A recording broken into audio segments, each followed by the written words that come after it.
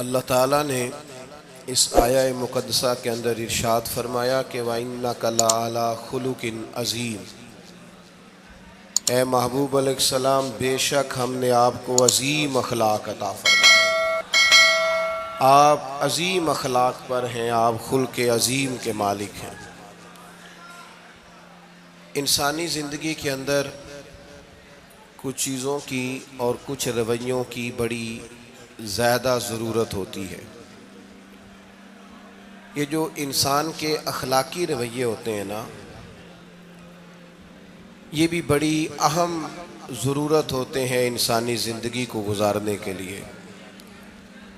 اگر رویوں میں اخلاق نہ ہو، لہجوں میں خوبصورتی نہ ہو، تو انسان کے لیے وقت گزارنا نہایت مشکل ہو جاتا ہے۔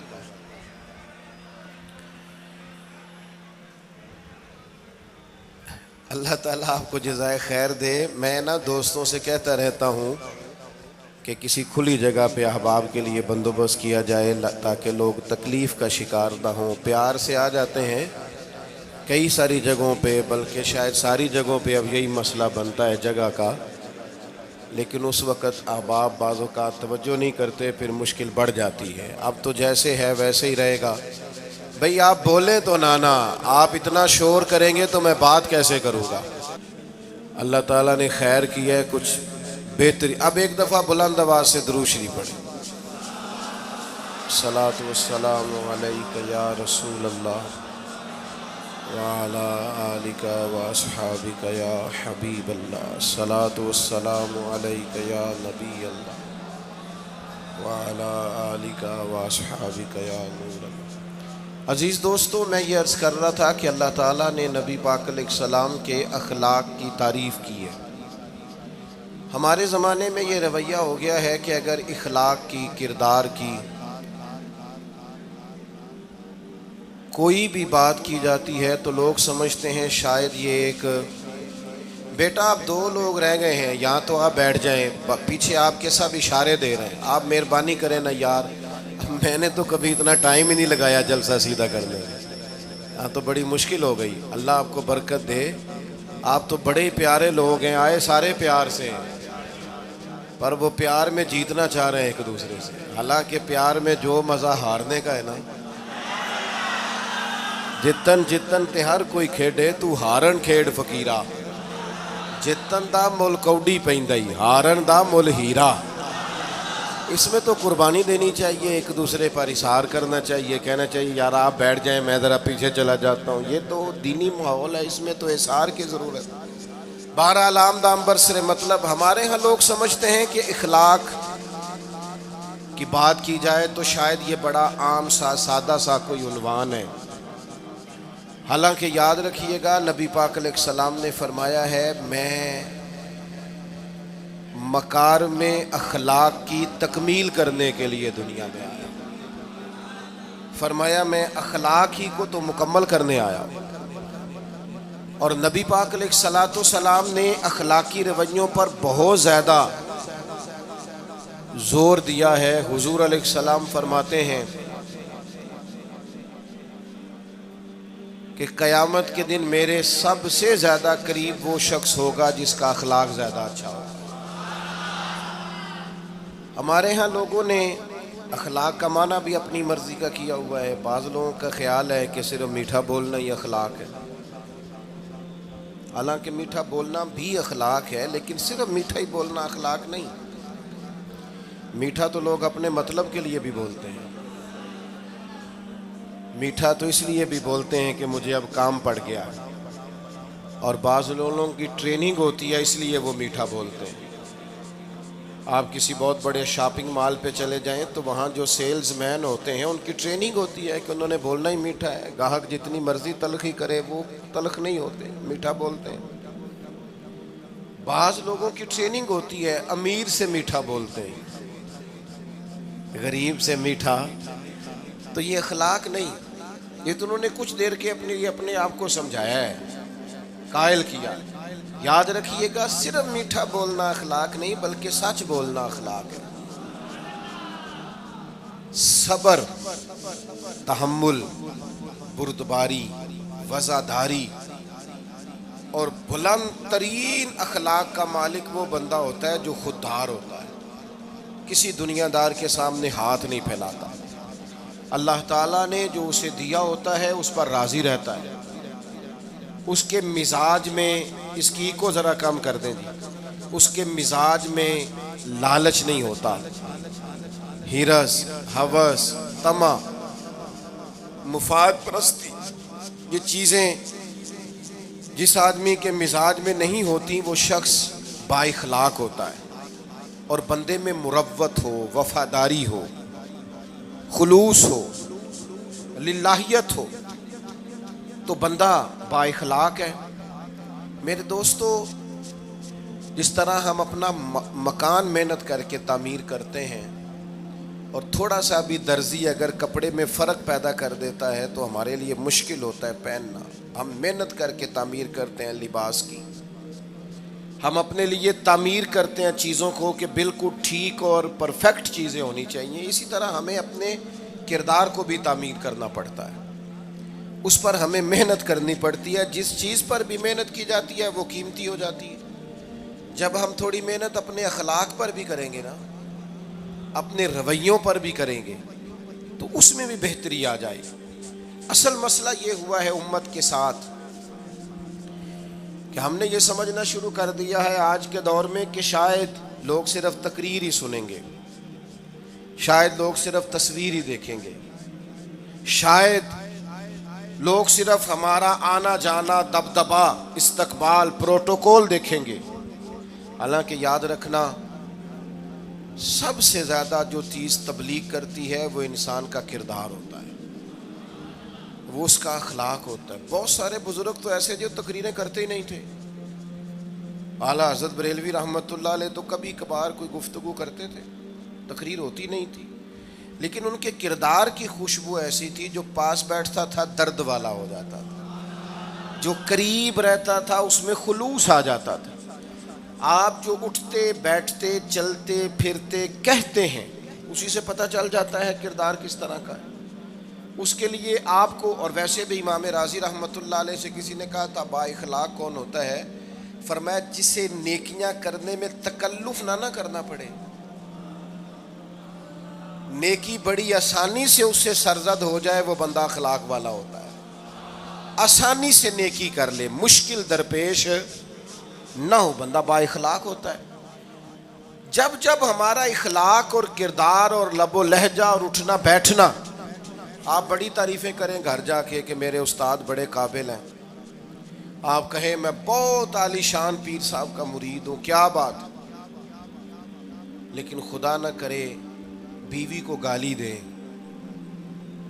تو وہ اسی وقت کہہ دے گی یہ سکھایا تجھے تیرے پیر صاحب نے، یہ استاد صاحب سے سبق پڑھ کے آیا، یہ اس تنظیم کا آدمی ہے۔ وہ کبھی قبول نہیں کرے گی آپ کے استاد کو، آپ کے پیر صاحب کو، آپ کی تنظیم کو، کہے گی پتہ ہے مجھے کس پانی میں یہ سکھاتے ہیں تمہیں۔ جب تک اخلاقی رویہ بدل نہیں جاتا، آپ کہیں میں بڑی محافل کراتا ہوں، میں بہت بڑا آدمی ہوں، اور میں بڑے دینی کام کرتا ہوں، اور میں اپنے اوپر لیبل رکھتا ہوں، لیکن آپ کا دوستوں کے ساتھ اٹھنے بیٹھنے میں حلال حرام کی تمیز میں ہی کوئی خیال نہ ہو تو کوئی نہیں مانے گا آپ کی بات۔ ہمارے ہاں سنت شریعت کا بھی ہم نے اپنی مرضی کا نام رکھ لیا ہے نا۔ میں نے الحمدللہ زندگی میں داڑھی نہیں کٹوائی، مجھے کبھی خط بھی نہیں کرانا پڑا، شروع سے رکھی ہے، اور امامہ تو اب ایسے محسوس ہوتا ہے طبیعت کا حصہ بن گیا ہے۔ یہ عظیم سنتیں ہیں رسول پاک کی۔ میری طرح کے ایسے لوگ بھی پہن لیں جو بالکل خوبصورت نہیں ہوتے تو داڑھی پگڑی سے وہ بھی کبھی کبھی اچھے لگنے لگ جاتے ہیں، لیکن صرف داڑھی اور پگڑی حضور کی سنت نہیں، یہ بھی آپ نے سچ غور کرنا ہے اس پر بھی۔ صرف دین کا لباس پہننا ہی حضور کا طریقہ نہیں، اخلاق اور کردار کو سمجھیں۔ حضور کی جو سنت سب سے پہلے لوگوں میں معروف ہوئی تھی، جس سے تعارف ہوا تھا، وہ تو صادق اور امین ہونا ہے۔ او بھائی سچ بولنا بھی تو حضور کی سنت ہے نا، دیانت دار رہنا بھی تو نبی پاک کا طریقہ ہے نا۔ آپ صرف ایک مخصوص لباس پہن لیں فقط، اور باقی چیزوں سے آپ آزاد ہو جائیں گے۔ ہو سکتا، میں اکثر کہتا ہوں کہ مسواک لے کر دانت صاف کرنا بھی حضور کی سنت ہے اور دل صاف رکھنا بھی حضور کی سنت ہے. صرف مسواک والی سنت پہ غور ہے. ترمذی میں حدیث ہے, حضور علیہ السلام نے فرمایا اے انس ہے میرے بیٹے, تم سے ہو سکے تو صبح اس حال میں کرنا کہ تمہارے دل میں کسی کا بغض نہ ہو. اور حضور فرمانے لگے یہ میری سنت ہے. صبح اٹھتے ہی پہلے دل کو ٹٹولنا, اس میں کسی کے لیے عداوت نہ. اخلاقی رویوں پر توجہ دینے کی ضرورت. ہم میں سے نا بہت سارے لوگوں کی شان ہوتی ہے, پیر صاحب کی, علامہ صاحب کی, استاد ہوں, میں ٹیچر ہوں, میں پڑھا لکھا ہوں, میں مالدار ہوں, میں گھر کا بڑا ہوں. ہم خود بخود اپنی کوئی نہ کوئی شان بنا لیتے ہیں. کوئی آپ کی کسی نسبت سے عزت کرے تو اچھی بات, ہم خود بخود اپنی کوئی شان بنا لیتے ہیں, پھر ہم عزت کا مطالبہ کرتے ہیں. نتیجہ کیا نکلتا ہے؟ نتیجہ یہ نکلتا ہے جہاں ہمیں احترام کرنا چاہیے وہاں بھی ہم احترام کر نہیں پاتے. اور میرے دوستو یاد رکھو, سیدہ عائشہ صدیقہ رضی اللہ تعالیٰ عنہ فرماتی ہیں نبی پاک علیہ السلام جتنی دیر گھر رہتے تھے نا, گھر کا کوئی نہ کوئی کام ہی کرتے رہتے تھے. کوئی حرج والی بات ہے اگر آپ ہر مطلب گھر میں جا کے بیٹھ کے اتنا لمبا سفر طے کر کے آئے لیکن اندر جا کے بیٹھتے ہی کہا پانی کا گلاس لاؤ. بھئی آپ بھی تو لے سکتے ہیں, کوئی حرج والی بات ہے؟ یہ باتیں کرنے کرانے کی ہیں کہ خود سے کام کر لینا سنت ہے؟ آپ نے 2 منٹ لگائے ہیں اور آپ نے کسی پر روب ڈال کے آپ فارغ ہو گئے. اخلاقی رویوں میں سب سے زیادہ ضروری تو دوسرے کا احساس کرنا ہوتا ہے. اخلاقی رویوں میں سب سے زیادہ حاجت تو دوسرے کی تکلیف اور شدت کا احساس کرنے کی ہوتی ہے. میرے صاحب فرمایا کرتے تھے 10 منٹ کیوں انتظار کراتے ہو لوگوں کو؟ تم نے ممبر پہ کہا تھا میں 2:15 بجے جماعت کراؤں گا, 2:16 کیسے ہوئے؟ تمہیں اس کا پاس ہونا چاہیے تھا, تمہیں خیال ہونا چاہیے تھا کسی شخص کو کسی وجہ سے کوئی تکلیف, کوئی کسی اذیت کا شکار کیوں ہو, کوئی پریشان. میں اب تو الحمدللہ آپ اتنی بڑی تعداد میں آ گئے کہ جگہ آپ کے لیے مشکل ہو گئی, ورنہ شروع میں جب میں محافل کا ٹائم دیتا تھا تو میں وقت پہ چلا جاتا تھا. اگر کسی سے کہا ہے نا کہ 6 بجے آئیں گے تو 6 بجے چلے گئے. وہ کئی والی گھر والے پوچھتے سن تسی آ بھی گئے ہو, تو میں کہندا سانو تسی ویلے ہیں سمجھ لو. ہمارا مزاج نہیں ہے نا جی. بلکہ ایک تقریب میں مجھے دعوت دی گئی تو اس پہ لکھا تھا 6 بجے, تو میں وہاں پہنچا تو میزبان بھی نہیں آئے تھے. مجھے بتائیں شادی کا کارڈ سارا خاندان بیٹھ کے لکھتا ہے نا, روانگی برات 1 بجے, 1 بجے جاتی ہے برات, مشترکہ جھوٹ بولا سارے خاندان نے.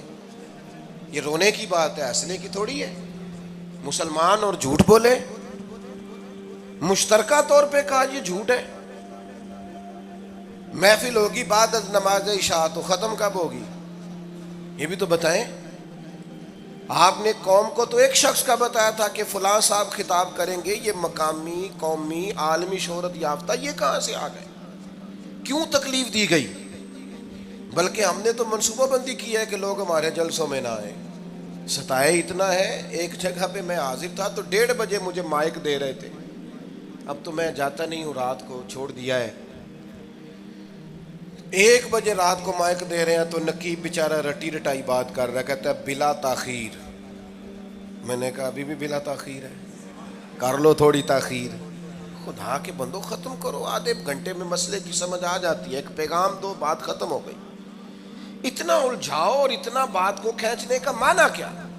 اپنے رویوں کے اندر. میں چلا گیا 6 بجے تو میزبان صاحب بھی نہیں آئے تھے, تو وہ تقریب کب شروع ہوئی؟ 9 بجے. تو میں نے ان سے کہا غور سے دیکھ لو کہیں میں تو نہیں الٹا پڑتا رہا, 9 اور میں 6 سمجھتا رہا ہوں. یہ چھوڑے ان چیزوں کو. اپنی زندگی میں آپ نظم پیدا نہیں کریں گے تو کوئی کام کیسے کریں گے؟ حضرت حکیم الامت مفتی احمد یار خان صاحب نعیمی رحمۃ اللہ علیہ, مفتی صاحب رحمۃ اللہ علیہ جب جمعے والے دن الحمدللہ کہتے تھے نا تو پورا 1 بجا ہوتا تھا. لوگ گھڑی کو کہتے تھے تو غلط ہو سکتی ہے, پر مفتی صاحب پورے ٹائم پہ الحمدللہ کہتے ہیں. بلکہ ان کے بارے میں معروف ہے کہ وہاں ایک ذمہ دار تھا, بھینسوں کا دودھ دھوتے ہیں نا دیہاتی لوگ, تو عصر کی اذان سے 5 منٹ پہلے مفتی صاحب مسجد تشریف لے جاتے تھے. یہ اخلاق ہے, یہ آپ کا رویہ ہے, یہ آپ کا انداز ہے. عصر کی اذان سے 5 منٹ پہلے جاتے تھے, جا کے وضو بنانا پڑے تو سنت ادا کر کے بر وقت نماز میں شامل ہو جائیں. تو مفتی صاحب گزر جاتے تو وہ ذمہ دار اپنے بیٹے سے کہتا کہ اب آپ نا بچے کو چھوڑیں بھینس کے نیچے تاکہ ہم بھینسوں کا دودھ دھوئیں. تو ایک دن وہ بیٹا کہنے لگا ابا جی ابھی تو یہ سورج کھڑا ہے, عصر کا ٹائم کہاں ہوا ہے؟ تو کہنے لگا تو چھڑ دے کٹا, مفتی صاحب لانگ گئے نہیں, ٹائم ہو گیا ہے. یہ ہمارے بزرگوں نے ہمیں رویے سکھائے. آپ نظم والے ہوں, اخلاق والے ہوں, سچائی والے ہوں, دیانت داری والے ہوں, دوسروں کا خیال رکھیں, کسی کو تکلیف نہ ہو ہماری وجہ سے. پتہ ہے رسول پاک صلی اللہ علیہ وسلم کی بارگاہ میں آ کے عرض کیا گیا یا رسول اللہ یہ ہمارے امام صاحب بہت لمبی نماز پڑھاتے ہیں. صحیح حدیث میں موجود ہے, نماز ہی پڑھاتے تھے نا, قرآن ہی پڑھتے ہوں گے نا, کتنا اعزاز والا کام ہے. یا رسول اللہ یہ بہت لمبی نماز پڑھاتے ہیں. اللہ کے محبوب علیہ السلام نے بلا لیا, اور لفظ پتہ کیا ہے؟ حضور فرمانے لگے میں لوگوں کو دین کے قریب کرتا ہوں, آپ دور کرتے ہیں. فرمایا جب بھی نماز پڑھائیں معتدل پڑھائیں. اور خود حضور کا عمل کیا ہے؟ حضور فرماتے ہیں جب میں نماز میں کھڑا ہوتا ہوں تو میرا دل کرتا ہے میں لمبی نماز پڑھاؤں. ہمارا جب کسی شے کو دل کرے تو ہم چھوڑتے ہیں, میرا دل کرتا ہے میں لمبی نماز پڑھاؤں. لیکن حضور فرماتے ہیں پھر پیچھے سے کسی بچے کے رونے کی آواز آتی, میں سوچتا ہوں اس کی ماں پریشان ہوگی, میں نماز مختصر کر دیتا. اور میرے بھائیوں نماز میں بھی لوگوں کا احساس, ہماری طبیعت ہی نہیں رہی. کوئی آدمی ہارن دے رہا پیچھے سے اور سامنے گاڑی میں 2 بندے کھڑے, گاڑی مین روڈ پہ کھڑے کر کے باتیں کر رہے ہیں, اور وہ ہارن بجا رہا ہے تو کہتے ہو ٹھہر جا, آگ بجھانی ہے جا کے. ایک تو آپ نے اتنا ظلم کیا کہ آپ نے روڈ بند کیا, اور دوسرا اخلاقی رویہ یہ ہے. اور میرے بھائی یہ بھی بد اخلاقی ہے کہ آپ اپنا موٹر سائیکل مین روڈ پہ کھڑے کر کے دکان پہ چلے جائیں, لوگوں کو تکلیف میں ڈالیں گے. اسلام اس کی اجازت نہیں دیتا. رستوں کے نشان مٹانے والے کو نبی پاک نے تنبیہ فرمائی, کسی کو تکلیف ہو, اذیت ہو. اور بعض لوگ سمجھتے ہیں کہ میں نے پریشر میں رکھی ہوئی ہے دنیا, ڈرتے ہیں لوگ مجھ سے. جو ڈر کے عزت کرتا ہے وہ خوف کھاتا ہے, اور جو محبت سے تجھے سلوٹ کرتا ہے وہ تیرا احترام کرتا ہے.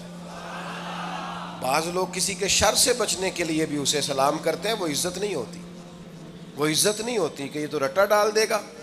اپنے اخلاقی رویے ہمیں اللہ کے محبوب سے سیکھنے, حضور سے خیرات لینی ہے, اخلاق حسنہ. ہم نے اپنے آپ کو سمجھنا ہے, ہم نے اپنے مزاجوں میں تبدیلی پیدا کرنی ہے, بالخصوص بزرگوں کے معاملے میں, بڑوں کے معاملے میں. جیسے جیسے انسان ضعیف ہوتا جاتا ہے نا, حساس ہوتا جاتا ہے, اسے باتیں تکلیف دینے لگتی. وہ ایک بوڑھی اماں ایک دفعہ مجھے کہنے لگی کہ آپ میرے بچوں سے کہہ دیں خرچہ پامیں تھوڑا دین کرن, میرے نال بولن صحیح کرن. وہ جب اپنی بیویوں کے سامنے میرے ساتھ تھوڑا والیوم اونچا کر کے بات کرتے ہیں آواز کا, تو مجھے تکلیف ہوتی ہے. اپنا رویہ, لہجہ, اس پر غور ہو. جوانی میں ہی تو برداشت کرنا ہوتا ہے. اپنے مزاج کو کبھی بکھرنے اور ٹوٹنے نہ دیں. اور سب سے زیادہ بندے کا پتہ ہی تب چلتا ہے جب کوئی اسے پورا غصہ دلائے, جو پھر کنٹرول کرے, وہی تو کمال آدمی ہوتا ہے. آ کے کہا گیا تھا نا نبی پاک علیہ السلام کو کہ یا رسول اللہ وہ معاذ اللہ ان لفظوں کے ساتھ تانا و تشنیع کرتے ہیں, نقل کفر نہ باشد. تو حضور فرمانے لگے وہ پتہ نہیں کس کی باتیں کرتے ہیں, مجھے تو اللہ نے محمد بنا کے بھیجا, میں تو محمد ہوں, اور محمد ہوتا ہی وہ ہے جس کی تعریفیں ہوں. وہ پتہ نہیں کس کی باتیں کر رہے ہیں, چھوڑو. وہ پتہ نہیں اس کی بات کر رہے ہوں گے جس کا وہ معاذ اللہ نام بگاڑتے ہیں. میرے عزیز تھوڑا سا برداشت, اور آپ جملوں سے غور کریں, کسی کے لہجے سے غور کریں کہ وہ بندہ کہیں تکلیف میں تو نہیں, آزمائش میں تو نہیں. میں پہلے مختصر تقریر کرنا چاہ رہا تھا، اب آپ لوگوں نے اور مختصر کرا دیا مجھ سے، تو میں بس بات کو سمیٹنے لگا ہوں، آپ غور فرمائیں گے۔ ایک دن نبی پاک علیہ السلام نے سید عائشہ صدیقہ رضی اللہ تعالیٰ عنہ سے فرمایا، حضور فرمانے لگے عائشہ جب آپ مجھ سے خوش ہوتی ہیں تب بھی مجھے پتہ چل جاتا ہے، اور جب آپ کے دل میں کوئی بات ہوتی ہے تب بھی پتہ چل جاتا ہے۔ تو سیدہ پاک عرض کرنے لگی حضور مجھے میری ماں روئے میں اور آپ سے ناراض، تو کریم فرمانے لگے بتاؤں پھر؟ یا رسول اللہ فرمائیے۔ حضور فرمانے لگے عائشہ آپ کبھی کبھی قسم اٹھاتی ہیں؟ یا رسول اللہ اٹھاتی ہوں۔ فرمایا جب آپ خوش ہوتی ہیں تو کہتی ہیں مجھے رب محمد کی قسم، اور جب دل میں کوئی بات ہوتی ہے پھر کہتی ہو جناب ابراہیم خلیل کے رب کی قسم، پھر حضرت ابراہیم کی نسبت سے قسم اٹھاتی ہو۔ تو جناب عائشہ کہتی ہیں حضور کی بات سن کے جو میرا حال تھا میں بتا نہیں سکتی۔ یا رسول اللہ آپ اتنا خیال کرتے ہیں؟ یہاں تک خیال فرماتے ہیں کوئی کیا بول رہا ہے؟ کہتی میں نے فوراً عرض کی کہ یا رسول اللہ مجھے رب محمد کی قسم ہو، میری زبان سے نام ہی جاتا ہے، میرے دل میں آپ ہر وقت موجود رہتے ہیں۔ دل میں آپ احساس پیدا کریں گے، آپ تھوڑا سا غور کریں، آپ کسی کی تکلیف کے بارے میں حساس ہوں گے۔ میرے بھائی پتہ کیا ہوتا ہے، 2 منٹ کا غصہ ہوتا ہے ہمارا، اور کئی دفعہ عمر بھر کا پچھتاوا چھوڑ جاتا ہے۔ ہمیں احساس ہوتا ہے ہم سے غلطی ہو گئی، ہمیں خیال ہوتا ہے کہ یہ لفظ مجھے کہنے نہیں چاہیے، پر ہم سے سرزد ہو جاتے۔ میں ذاتی طور پہ آپ سے ایک بات عرض کروں، یہ میں ابھی آیا ہوں نا تو دوست پکڑتے ہیں دوڑتے ہیں، خیر اب فرق بھی ہے پکڑنے والے میں، پہلے دعا لینے والے ہوتے تھے اب سارے فوٹو لینے والے ہوتے ہیں، یہ بھی مسئلہ ہے۔ اور بعض لوگوں کو فوٹو چاہیے ہوتی ہے، باقی جو ہوتا ہے ہو جائے، اس سے غرض نہیں ہوتی۔ میں نے بہت ساری جگہوں پہ جانا چھوڑ دیا ہے، اس کی وجہ یہ ہے کہ میری وجہ سے لوگوں کو تکلیف ہوتی ہے۔ اب میں یہاں موجود ہوں، یہاں سے مجھے آگے بڑھنا ہے، اب جہاں مجھے آگے جانا ہے وہ مجھے اس بات کی اجازت نہیں دے رہی چیز جہاں مجھے پہنچنا ہے کہ میں رکوں اور ایک ایک آدمی سے ملوں۔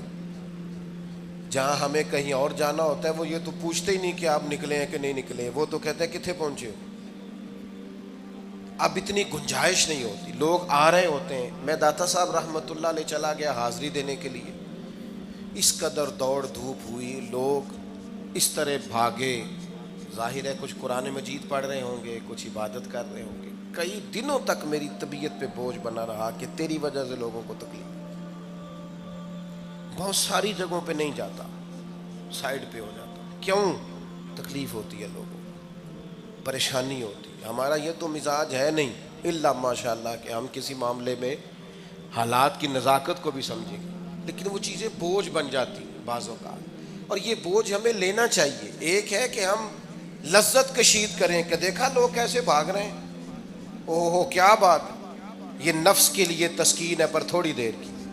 اخلاقی رویہ یہ نہیں ہے، اخلاقی رویہ یہ میں نے ان دو کام ہو جائے، لوگوں کو تکلیف ہوتی ہے، بعض بزرگ اپنا آپ سمیٹ بھی نہیں پاتے بیچارے اور اذیت میں آ جاتے ہیں۔